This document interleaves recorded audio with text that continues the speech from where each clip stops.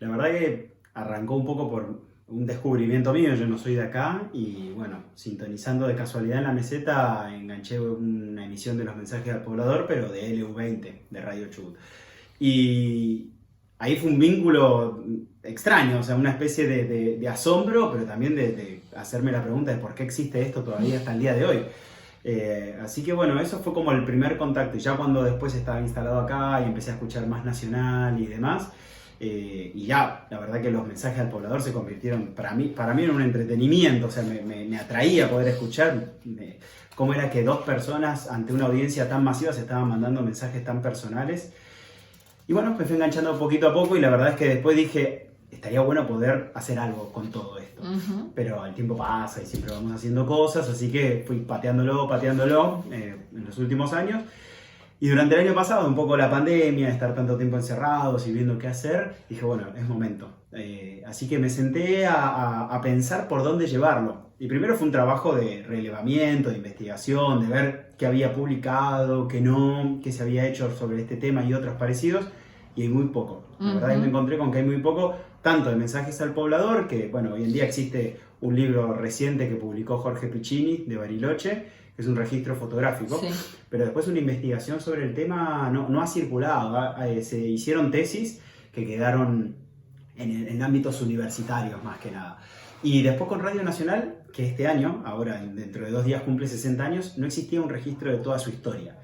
Así que entre entrevistas que realicé a trabajadores y extrabajadores de la radio y a pobladores en la ruralidad, en los entornos de Esquel, fuimos reconstruyendo esto que terminó siendo mucho más de lo que yo esperaba. Es un trabajo muy voluminoso, ¿no? Sí, quedó un poco gordo el libro.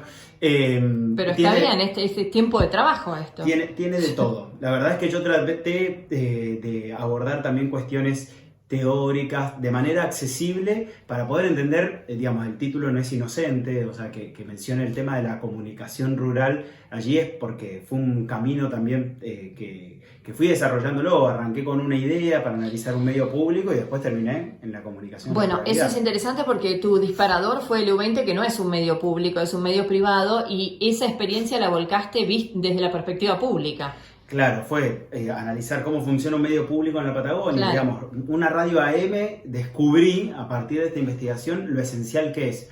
Y quizás me di cuenta también que aquí en Esquel, como la tenemos cotidianamente, está en el centro y es inevitable ver que existe Radio Nacional, la naturalizamos. Sin embargo, para la gente que vive en la ruralidad es un elemento fundamental de sus vidas, o sea, su vida pasa por ahí. Y poder generar un espacio que a partir de sus voces puedan ellos compartir esas sensaciones, que para nosotros es, digamos, sí, tenemos el aparato en la casa, o por lo general lo tenemos apagado, o no escuchamos en el auto, o lo que fuere. No, ellos, es como que el aparato de radio es un miembro más de la familia que está presente y su relación es permanente, o sea, no se pueden pensar por fuera de la radio. Así que bueno, de ir reconstruyendo ese vínculo, ir entendiéndolo desde quienes hacemos comunicación, bueno, genera una responsabilidad aún mayor para comunicadores y periodistas. Sí, en una zona como la nuestra donde es la AM, además, ¿no? Es la que llega. Históricamente ha sido como la emisora que hasta fines de la década del 80, durante casi 30 años, fue la única emisora radial en la zona, y así se fue instalando, arraigando y territorialmente tiene una presencia imprescindible. Tuve la oportunidad de hacer presentaciones del libro en Costa del Lepá o en Teca, y el vínculo que allí también encuentro con quienes se acercaron y charlaron, porque la presentación de un libro dura 40, 45 minutos, ¿no? Me quedaba 1 hora y media charlando porque era una anécdota tras otra y se emocionaban y lo sentían suya, digamos, es su radio.